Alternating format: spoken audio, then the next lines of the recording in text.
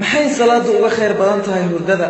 maxaa yeelay hurdadu waxay jawaab u tahay naftaadu ku yeertay balse salaadu waxay jawaab u tahay Allah subhanahu wa ta'ala oo ku yeeray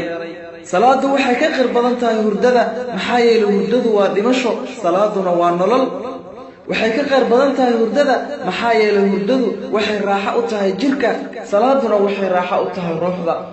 waxay ka khayr badan tahay hurdada maxaa yeelay mu'minka iyo gaalka hurdada way wadaagaan balse salaada mu'minka bis ayaa tukada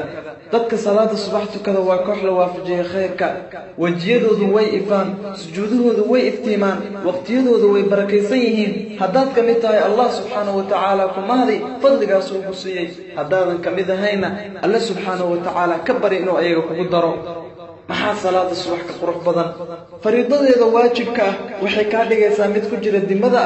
alle subhanahu wa ta'ala ayaa ku ilaalinaya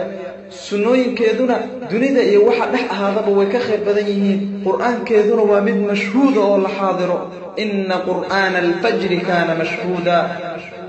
walaalkayga sharafta badanow walaashayda sharafta badanay ruuxii shay ku dul noolaado wuu ku dul dhintaa ruuxii shay ku dul dhintana waa lala soo bixiyaa haddaad muuqaalkan daawatay ajirkiisa aad heshay haddaba kaligaa ha isku koobin dadka kale u gudbi maxaa yeelay waxaa laga yaabaa inaad ka hesho buuro ajir ah adigoo u niyeysanaya in ilaahay subxaanahu wa tacaala ku anfaco qof salaada subax dayacay bishaarayso walaalka tukadow salaada subax haddii aad gasho masjidka oo lagu tukanayo salaada subax oo aad aragto dadka tukanayo aad u yar ogow in Allah subhanahu wa ta'ala ka doortay adoomadiisa wallahi qofkii ku tukada salaada subax jamaaco qofkii ku tukada salaada subax wuxuu ku jiraa dimada alle ilaa uu ka galabaysto kabaha qof ceyrah oo faqiirah oo u socda masjidka salaada subax waxay aad uga qurux badan yihiin taajka la saari lahaa madaxa boqor hurdaya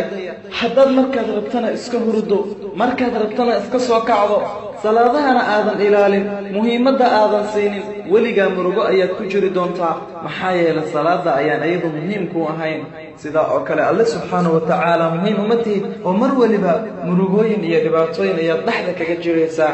salaadu mar waliba waxaa lala xiriiriyey wanaagga iyo liibaanta u kaalaya liibaanta u kaalaya liibaanta xaya cala alfalaax xaya cala alfalaax